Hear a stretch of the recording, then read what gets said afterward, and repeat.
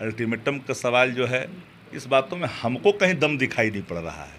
लेकिन फिर भी अगर ये बातें चल रही है तो इसका तो माकूल जवाब तो वही लोग दे सकते हैं जिन लोगों ने 72 घंटे का अल्टीमेटम दे रखा है। क्योंकि भाजपा इस देश के अंदर में भय के वातावरण में जी रही है। तो देश के प्रधानमंत्री कहते थे कि प्रधानमंत्री महंगाई का म शब्द का उच्चारण करने में डरते हैं। जब 400 रुपये सिलेंडर था, आज 1100 रुपये हो गया। अब किसी की आबरू को लूट लो और दुपट्टा वापस कर दो, ये कौन सी संस्कृति? क्या अंतर्राष्ट्रीय बाज़ारों में कमी हो गई? क्या क्रूड ऑयल की कीमत कम गई या बढ़ गई? सिर्फ 60 गार्ड करके सत्ता चलानी है और लोकतंत्र की परवाह नहीं करनी है, देश की परवाह नहीं करनी है, तो इतिहास के पन्नों में उन किरदारों को कभी माफ़ी नहीं करेगा इस देश का लोग। बिहार में 72 घंटा का सवाल लगातार देखिए मीडिया की सुर्खियों में तैर रहा है कि 72 घंटा में क्या होने वाला है। कोई कह रहा है कि 72 घंटे में सरकार गिर जाएगा, कोई कह रहा है बड़ा राजनीतिक भूचाल आने वाला है। ऐसे में हम बात करने के लिए मौजूद हैं लालू और तेजस्वी के हनुमान शक्ति सिंह यादव के साथ। शक्ति जी, ये बताइए, लगातार मीडिया में ये चल रहा है कि 72 घंटे में सरकार गिर जाएगा और सरकार गिरेगा तो सरकार बनेगी राजद के साथ। क्या कहना है आपका? सरकार में आ रहे हैं क्या? पता नहीं ये खबर कहाँ से चल रही है, इसकी सत्यता क्या है हम लोग को ही पता नहीं है। 72 घंटे का अल्टीमेटम किसने दिया ये अभी पता नहीं चला, क्योंकि चीफ व्हिप ने जदयू के सही चीज़ों को खारिज किया है। कुछ चीज़ें हाइपोथेटिकल तरीके से परोसे चल जाते हैं। कोई भी चीज़ जब होती है तो उसका प्रकटीकरण धीरे धीरे दिखता है जी, यह स्वाभाविक प्रक्रिया है। अभी तो सवाल सामने खड़ा है देश में, इस राज्य के अंदर में जातीयधारी जनगणना का सवाल है, महंगाई का सवाल है, बेविचार अनाचार का, धार्मिक उन्माद का और भाषाई आतंक का, जिससे देश की एकता और अखंडता कहीं न कहीं खतरे में दिखाई पड़ती है। गंगा जमुनी तहजीब जो है कहीं न कहीं बिखरता हुआ दिखाई पड़ रहा है। सवाल ये है सामने, बिहार के अंदर में एनडीए की हुकूमत है, इससे तो कोई इनकार कर नहीं सकता।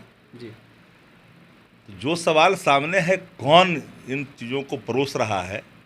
जो परोस रहे हैं वही बता सकते हैं। हमारे नेता जिनके नेतृत्व में बिहार चल रही है वो लंदन में है। देश के अगले 25 वर्षों का क्या होगा भारत, उसकी रूपरेखा क्या होगी, आपके मियाज क्या है, आपके थॉट क्या है, उस पर वो मंथन कर रहे हैं, अपने विचार दे रहे हैं, मंतव्य दे रहे हैं देश के हित में। और दूसरे तरफ बिहार के अंदर में इस तरह की चीज़ें परोसी जा रही है। ये पूरी कारस्तानी में कहीं न कहीं भाजपा का हाथ दिखता है और भाजपा इन चीज़ों को स्थापित करना चाहती है, क्योंकि भाजपा इस देश के अंदर में भय के वातावरण में जी रही है। महंगाई एक ऐसा अभिशाप देश के सामने खड़ा है। तो देश के प्रधानमंत्री कहते थे कि प्रधानमंत्री महंगाई का म शब्द का उच्चारण करने में डरते हैं। जब 400 रुपये सिलेंडर था, आज 1100 रुपये हो गया।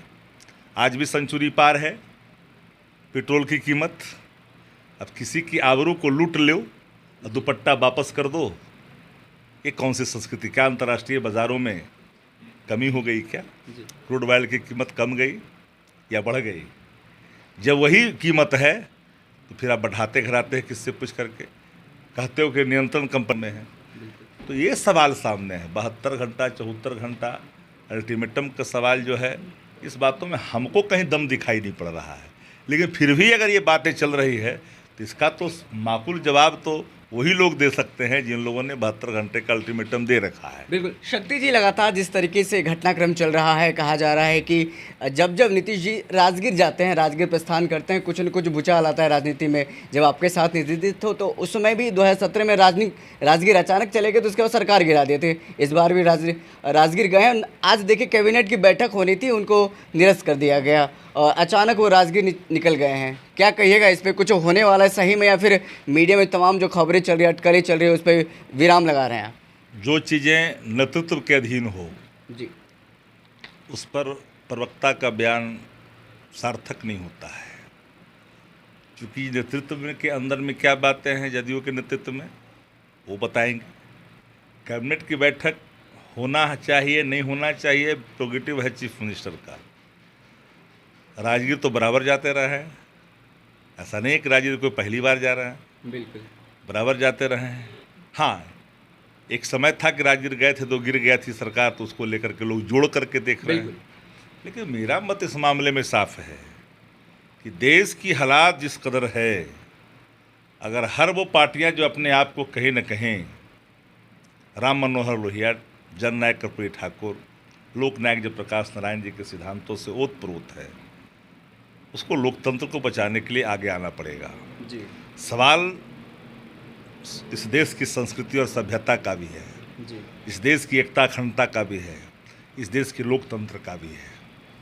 क्या आने वाले कल में देश महफूजियत के घेरे में रहेगी कि नहीं रहेगी? जी क्या हमारी जो धार्मिक एकता है बना रहेगा कि नहीं बना रहेगा?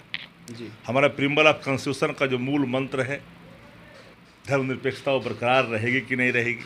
जी ये सारे सवालात हैं। इन सवालातों पर सबको मंथन करना पड़ेगा। अगर सिर्फ साठ गांठ करके सत्ता चलानी है और लोकतंत्र की परवाह नहीं करनी है, देश की परवाह नहीं करनी है, तो इतिहास के पन्नों में उन किरदारों को कभी माफ़ी नहीं करेगा इस देश का लोग, जिन लोगों ने स्पष्ट तौर पर अपने आप को लोहियावादी होने का, लोकनायक जयप्रकाश जी का सही सच्चे हितैषी होने का, शिष्य होने का जो स्वांग रचते हैं, उनके सामने एक प्रश्न है। और इन प्रश्नों का हल तभी संभव है जब अधिनायकवाद शक्तियों से यादव आज नहीं आने वाले हैं, बल्कि कल आएंगे, और कल आने के बाद राज्यसभा का जो चुनाव होना है, 2 सीट राजद के पास है, उन पे निर्णय लेंगे और निर्णय लेने वाले हैं। बहरहाल इस खबर में इतना ही। हमें दीजिए इजाजत, फिर मिलते किसी बड़ी खबर के साथ। तब तक के लिए धन्यवाद।